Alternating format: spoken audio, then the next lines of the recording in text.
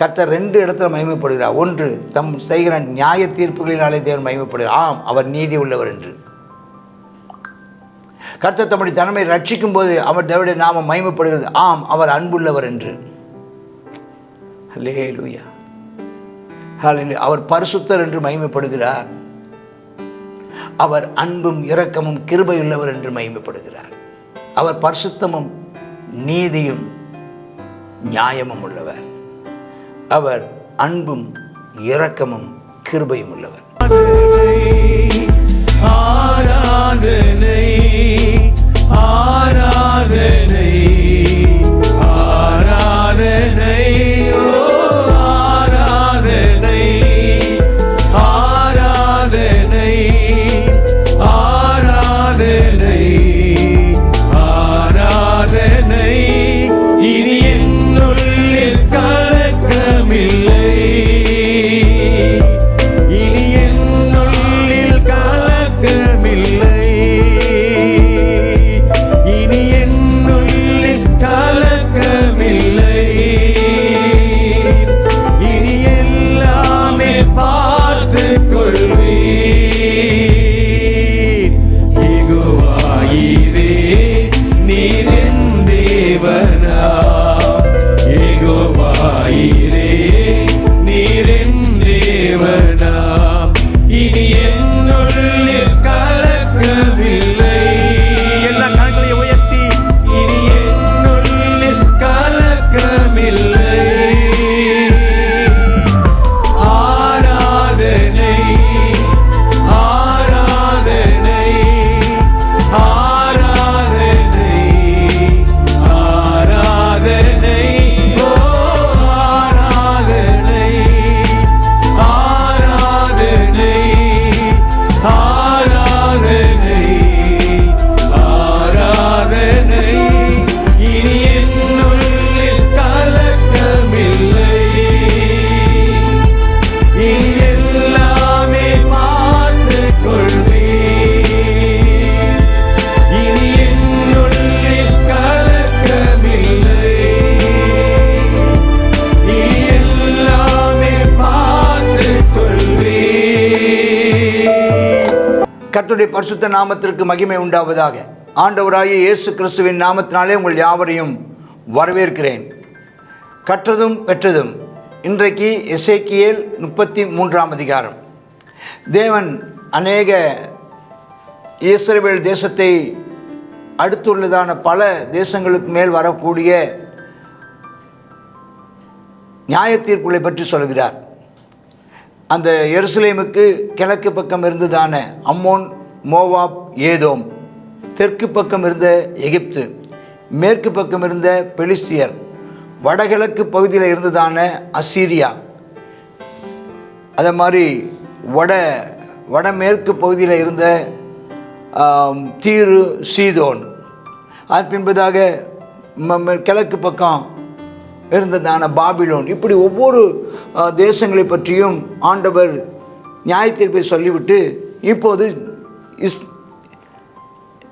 எசேக்கியேலோடு கர்த்தர் பேசுகிறார். கர்த்தருடைய வார்த்தை உண்டாகி, மனுபுத்திரனே, நீ உன் ஜனத்தின் புத்தரோடு பேசு. என்ன சொல்லணும்? ஒரு தேசத்தின் மேலே பட்டயத்தை வர பண்ணிகள் தேசத்தின் ஜனங்கள் எல்லாரும் ஒருவனை அழைத்து காவல்காரனாக வச்சுருவாங்க. என்ன எதுக்காகன்னா, பயங்கரமான யுத்தம் நடக்குது. அந்த யுத்த நேரத்தில் எல்லாரும் தூங்காமல் விழிச்சிட்டு இருக்கிறதுக்கு, ஏன்னா திடீர்னு வருவான், வராமலும் போகலாம். எல்லாரும் தூக்கம் கெட்டு இருக்கிறதுக்கு ஒரு ஆளை மொத்தம் செட் பண்ணி, நீ 4 மணி நேரம் ஒரு ஜாமம் நீ காத்துக்கோ, அடுத்துன்னு ஒருத்தனை வந்து ஏற்பாடு பண்ணுறாங்க. அவன் இப்போ வந்து ஜாமக்காரன். அவன் சரி ஒரே ஆள் தான் முழு இரவும் பார்க்குறவனும் இருப்பான். அப்படி வந்து ஒருத்தனை வச்சிடுறாங்க. அவனை சொல்கிறாங்க, ஏதாவது பட்டயம் வந்துச்சுன்னா நீ எக்காலம் ஊதி எங்களெல்லாம் எச்சரித்து விடு. நீ எக்காலம் ஊதி எச்சரித்தவுடனே நாங்கள்லாம் எந்திரிச்சு என்ன செய்கிறோம், ஒன்று நாங்கள் யுத்தம் பண்ணுவோம், இல்லைன்னா நாங்கள் பதுங்குக்குழியில் பதுங்கிக்கிறோம் அப்படின்னு சொல்கிறாங்க. அவன் சொல்லி வச்சு அவனை ஒரு காவற்காரனாக வச்சுட்டாங்க. அப்போ அவனுடையதான வேலையை என்னென்னா, எதிராளிகள் சத்துரு வரும்போது எச்சரிப்பு கொடுக்கணும், எக்காலம் ஊதணும். இப்போ இவன் இந்த காவல்காரன், இவன் 3ஆம் வசனம், இவன்னா இந்த காவல்காரன் ஜாமக்காரன், இவன் என்ன செய்கிறான்னா, தேசத்துமே பட்டயம் வருவதை பார்த்து எக்காலம் ஊதி ஜனத்தை எச்சரிக்கிறான். அப்படி ஜனத்தை எக்கால சத்தம் கேட்டு கேட்குறவன் அதை கேட்டு எச்சரிக்கையாக இல்லைன்னா பட்டயம் வந்து அவனை வாரிட்டு போயிடும். அவன் இரத்தப்பழி அவன் மேலே சுமரும். அப்போ எக்காலத்தின் சத்தத்தை கேட்டு எச்சரிக்கையாக இருக்கவில்லை, அதனால் அவன் இரத்தப்பழி அவன் பேரில் சுமரும். எச்சரிக்கையாக இருக்கிறவன் தன்னை தப்பு வைத்து காப்பாற்றுகிறான். அதே சமயம் காவல்காரன் பட்டயம் வருவதை கண்டும் அவன் எக்காலம் ஊதாமல், ஜனங்கள் எச்சரிக்கப்படாமல் பார்த்தோ அல்ல அவன் தூங்கி போயிட்டான்னா, எக்காலம் ஊதலைன்னா பட்டயம் வந்து யாராவது ஒருத்தனை அதில் அவன் செத்து போனான்னா அவன் தன் அக்கிரமத்தில் சாவான். அவன் செஞ்சது அவன் தப்பு, அதாவது அவன் அக்கிரமத்தில் பாவத்தின் விளைவு தான் இது. ஆனால் எச்சரிப்பு செய்யாததுனால, எச்சரிப்பு செய்திருந்தால் அவன் தப்பித்திருக்க முடியும். அதுக்கு அவன் எச்சரிப்பின் சத்தத்தை கேட்டு அவன் மனம் திரும்பினால், கீழ்ப்படிந்தால் அவன் பாதுகாக்கப்பட்டிருக்க முடியும். அதனால் அவன் வாரிக்கொள்ளப்பட்டான். இப்படி எச்சரிக்காமல் போனதுனால அந்த இரத்தப்பழியை காவற்காரன் கையில் ஆண்டவர் கேட்குறாராம். இப்போ மனுபுத்திரனே, உன்னை இஸ்ரவேல் வம்சத்தார் காவல்காரனாக வச்சேன், ஆகினால் நீ உன் வாயினாலே வார்த்தையை கேட்டு என் நாமத்தினாலே எச்சரிப்பாயாக. துன்மார்க்கனை பார்த்து சாகவே சாவாயின்னு நான் சொல்லும்போது நீ அதை எச்சரிக்கணும். சொல்லாமல் போனேன்னா அவன் அக்கிரமத்தில் செத்துருவான், அவன் இரத்தப்படியே உன் கையில் கேட்பேன். நீ துன்மார்க்கனை தன் வழியை விட்டு திரும்பி எச்சரித்தும் அவன் வழியை விட்டு திரும்பாமல் போனால் அவன் அக்கிரமத்தில் சாவான், நீயே உன் ஆத்துமாவை தப்பு வைப்ப. அப்போ எச்சரிக்க வேண்டியது நம்முடைய கடமை. எச்சரிப்பு சொல்ல வேண்டியது நம்முடைய கடமை. பார்த்தும் பாராதவர்களாக நம்ம இருக்கக்கூடாது, கண்டும் காணாதவர்களாக இருக்கக்கூடாது. நம்முடைய கடமை இப்படி போனால் உனக்கு ஆபத்துங்கிற எச்சரிப்பின் செய்தியை, எச்சரிப்பின் எக்காலத்தை ஊதி விடுவது ரொம்ப அவசியம். சரி, இப்போ சொல்கிறார், ஏன் நம்ம ஆண்டு ஏன் ஜனங்களுக்கு ஒரு ஜாமக்காரனை வைக்கிறாரு? அவர் வைக்கிறதுக்கு காரணமே என்னென்னா, மக்கள் எல்லாரும் சாகக்கூடாது. அவர்கள் பயந்து அந்த எச்சரிப்பின் சத்தத்தை கேட்டு என்ன செய்யணும்? ஒன்று பதுங்கு குழிக்குள்ளே போக வேண்டும், அல்லது எதிர்த்து யுத்தம் பண்ண வேண்டும். மனுபுத்திரனே 10ஆம் வசனம், நீ இஸ்ரவேல் வம்சத்தாரை நோக்கி, எங்கள் துரோகங்களும் எங்கள் பாவங்களும் எங்கள் மேலே இருக்குது, நாங்கள் சோர்ந்து போகிறோம், நாங்கள் பிழைக்கிறது எப்படின்னு சொல்கிறீங்க.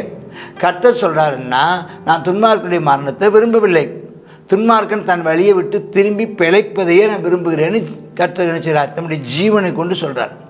இஸ்ரவேல் வம்சத்தாரே, உங்கள் பொல்லாத வழிகளை விட்டு திரும்புங்கள், பொல்லாத வழிகளை விட்டு திரும்புங்கள், நீங்கள் ஏன் சாக வேண்டும்ங்கிறார். திரும்புங்க, மனம் திரும்புங்க, மனம் திரும்பு, மனஸ்தாபப்படு, நல்மனம் பொருந்து. இதான் ஆண்டவர் விரும்புகிறார். மனம் திரும்பு, தப்பு செஞ்சதுக்கான மனம் திரும்பு, மனஸ்தாபப்படு, தேவனை வருத்தப்படுத்தினதுக்காக மனஸ்தாபப்படு, நல்மனம் பொருந்து, மறுபடியும் செய்ய வேண்டியதை செய்து சீர்படுத்த வேண்டிய சீர்படுத்தி அவரோடு கூட ஒப்புரவாக அப்படின்னு சொல்லிட்டு சொல்கிறார். மனுபுத்திரனே, உன் ஜனத்தின் புத்திரன் நோக்கி, நீதிமான் துரோகம் பண்ணுகிற நாளிலே அவனுடைய நீதி தப்பு வைப்பது. நல்ல நீதிமான், ஆமாம் ஸ்தோத்திரம். நேற்றைக்கு வரைக்கும் நீதிமானாக இருந்தான், பல வருஷம் நீதிமானாக இருந்தவன் இன்னைக்கு ஒரு துரோகம் பண்ணிட்டான்னா அவன் நீதி அவனை தப்பு வைப்பதில்லை. அதே மாதிரி தான் துன்மார்க்கன், இத்தனை வருஷமாக துன்மார்க்கனாக இருந்தவன் இன்றைக்கி துன்மார்க்கத்தை விட்டு திரும்புகிற, என்னைக்கு திரும்புகிறானோ அன்னைக்கு அக்கிரமத்தினாலே விழுந்து போவதில்லை. என்னைக்கு மனம் திரும்புகிறானோ அந்த மனம் திரும்பினதுக்கப்புறம் முன்னால் உள்ளதான அந்த பாவத்தின் தண்டனையிலேருந்து அவன் தப்பித்து விடுகிறான். அவன் நீதி இவ்வளோ நாளாக நீதியாக இருந்தாலும் இன்றைக்கி தப்பு பண்ணிட்டான்னா நீதி வந்து கணக்கில் எடுக்கப்படுவதில்லை. துன்மார்க்கன் மனம் திரும்பிட்டானா துன்மார்க்கன் கணக்கில் எடுக்கப்படுவதில்லை. நீதிமான் பாவம் செய்கிற நாளிலே நீதி நாளை பிழைப்பதும் இல்லை. துன்மார்க்கன் மனம் திரும்பும் போது துன்மார்க்கத்தினாலே சாவதில்லை. 13ஆம் வசனம் சொல்கிறார், பிழைக்கவே பிழைப்பான் நான் நீதிமான் சொல்லும்போது, அவன் தன் நீதியை நம்பி அநியாயம் செய்தால் நீதியில் ஒன்று நினைக்கப்படுவதில்லை. அவன் நினைக்கிற, இத்தனை வருஷமாக நான் நீதியாக இருந்தேனே, இத்தனை வருஷமாக நாங்கள்லாம், அதெல்லாம் இங்கே பேச்சே கிடையாது. ஆனால் என்னைக்கு நீ அந்த அநியாயத்தை செய்தாயோ அன்னைக்கு நீ என்ன செய்வாய்? சாகவே சாவாயின்னு கர்த்தர் சொல்லுது. அதே மாதிரி 14ஆம் வசனத்தில் துன்மார்க்கனுக்கு சாகவே சாவாயின்னு சொல்லும்போது பயந்து பாவத்தை விட்டு திரும்பி நியாயமும் நீதியும் செய்தான்னா அவன் தன்மார்க்கம் வாங்கின அடமானத்தை, கொள்ளையிட்ட பொருள், வெறும் மனம் திரும்புதல்ங்கிறது மன்னிப்பு கேட்குறது மட்டும் இல்லை, மனம் திரும்புதல் சாரின்னு சொல்கிறது மட்டும் இல்லை. மனம் திரும்பிட்டேன்னா அதுக்கு அடையாளமாக என்ன செய்யணும்? வாங்கின அடமானத்தை திரும்ப, தான் கொள்ளையிட்ட பொருளை திரும்ப கொடுக்கணும். நமக்கு விரோதமாக இருந்ததான ஆட்களுக்கு நம்ம ஏதாவது பாதிப்பு ஏற்படுத்தினா அந்த பாதிப்பு ஏற்பட்டதுக்கு ஒரு பரிகாரம் செய்யணும். நம்ம எடுத்துக்கிட்ட பொருளை திரும்ப கொடுக்கணும். அநியாயம் செய்யாதபடி ஜீவ பிரமாணங்களில் நடக்கணும், இனிமேல் நடக்கணும். அப்படி செய்த அவன் சாகாமல் பிழைப்பான். அவன் செய்த அவனுடைய எல்லா பாவங்களும் விரோதமாக நினைக்கப்படுவதில்லை. நியாயமும் நீதியும் செய்தான், பிழைக்கவே பிழைப்பான். அப்போ நியாயமும் நீதியும் செய்கிறது என்னது? அவன் தான் செய்த தவறுக்கான ஒரு பரிகாரம் செய்ய வேண்டும். செய்த தவறுக்கான அபராதம் செலுத்த வேண்டும். தான் செய்த தவறை உணர்ந்து அதுக்கு ஈடு கட்ட வேண்டும். ஈடு கட்ட முடிந்தால், இல்லை என்றால் வார்த்தையினாலே நல்மனம் பொருந்து, வார்த்தையினாலே நல்மனம் பொருந்து. கூடுமானால் பரிகாரம் செய்யக்கூடுமானால் பரிகாரம் செய்து நல்மனம் பொருந்து. இல்லைன்னா இயேசுவின் இரத்தமே நமக்கு பரிகாரம். சரி, உன் ஜனத்தின் புத்திரர் ஆண்டோடைய வழி செம்மையானதில்லைன்னு சொல்கிறாங்க. அவருடைய வழியாக செம்மையானதில்லை, அப்பாவே சொல்கிறாங்க அவர் வழி செம்மையானதில்லைன்னா. நீதிமான் தன் நீதியை விட்டு திரும்பி அநியாயம் செஞ்சால் சாவான். திரும்ப சொன்னதே சொல்கிறார். ஏன்னா மக்கள் புரிஞ்சிக்காத மக்கள் நடுவில் தான் எசேக்கியேல் ஊழியம் செஞ்சுருக்காரு. இன்றைக்கி நாம் செய்கிற ஊழியமும் அப்படித்தான்.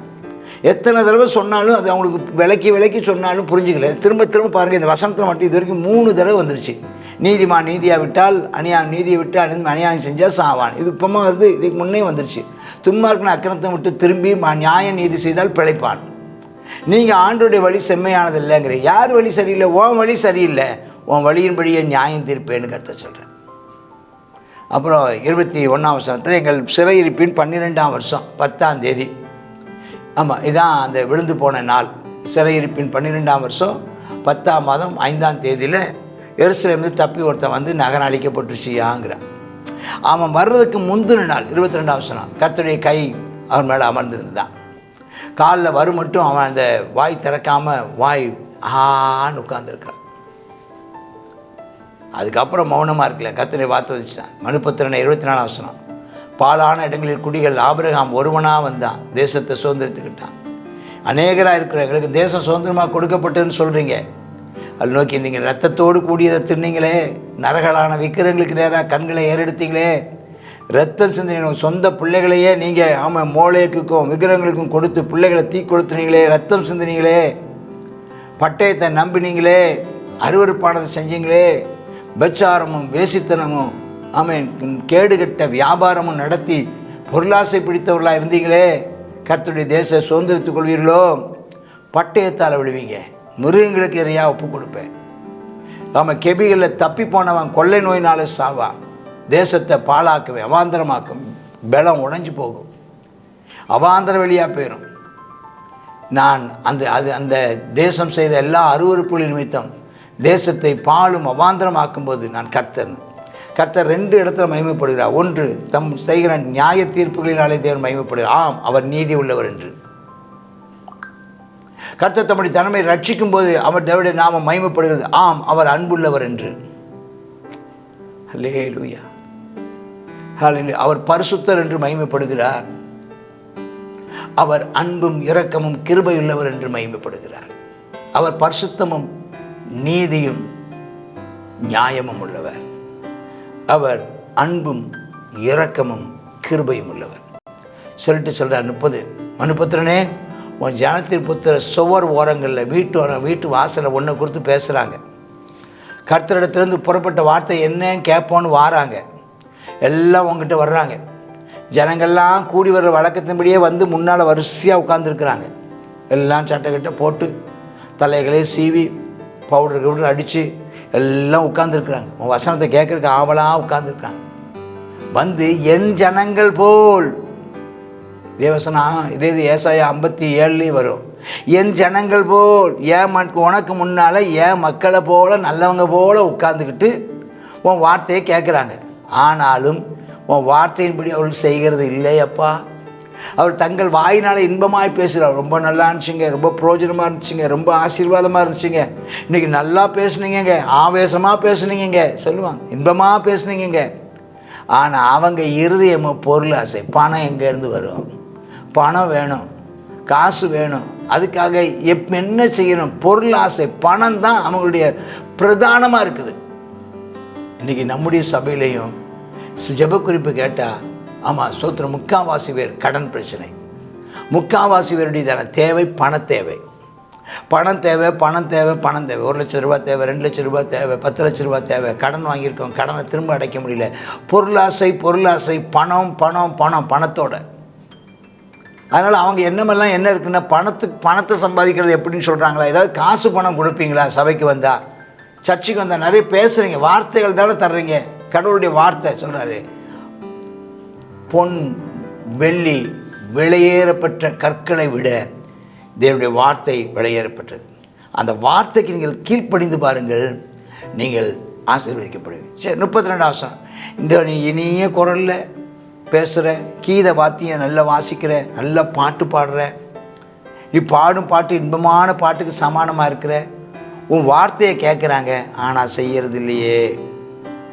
ஆனால் ஒன்று மட்டும் தெரியும். 33 வசனம்.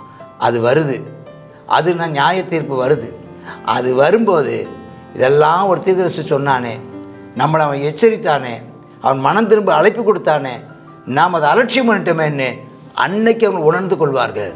ஆகினால் நீ அவங்க கேட்டாலும் சரி, அவங்க கேளாவிட்டாலும் சரி, உன்னை மதித்தாலும் சரி, உன்னை மதிக்காவிட்டாலும் சரி, அவன் கீழ்ப்படிஞ்சாலும் சரி, கீழ்ப்படியாவிட்டாலும் சரி, நீ ஊதுற எக்காலத்தை ஊதிக்கிட்டே இரு. அதுக்கு தான் உன்னை நான் நியமிச்சிருக்கிறேன். நான் உன்னை நியமித்த வேலையை நீ உருப்படியாக செய்ய. நீ ஊதாமல் போனேன்னா தான் உனக்கு தண்டனை வரும். நீ ஊதுனா உன் ஆத்துமாவை காப்பாற்றிக்குவேன். கர்த்தர் உங்களை ஆசீர்வதிப்பாராக. ஆமேன், ஆமேன். God bless you.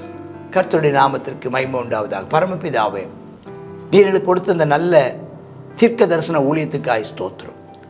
நாங்கள் உம்முடைய நாமத்தினாலே உம்மிடத்திலிருந்து வந்த வார்த்தைகளை கேட்டு ஜனங்களுடைய பாவங்களுக்கு வரும் தண்டனையை சொல்லி எச்சரிக்கவும், மனம் திரும்புகிறவர்களுக்கு நீர் அருளுகிற ரட்சிப்பை குறித்து நாங்கள் பிரகடனப்படுத்தவும் எங்களை அர்ப்பணிக்கிறோம். எங்கள் வார்த்தையை கேட்டு, உங்கள் வார்த்தையை கேட்டு மனம் திரும்புகிறவர்களை ரட்சித்தருளும். இயேசுவின் நாமத்தில் ஜெபிக்கின்றேன் பரமபிதாவே. ஆமென்.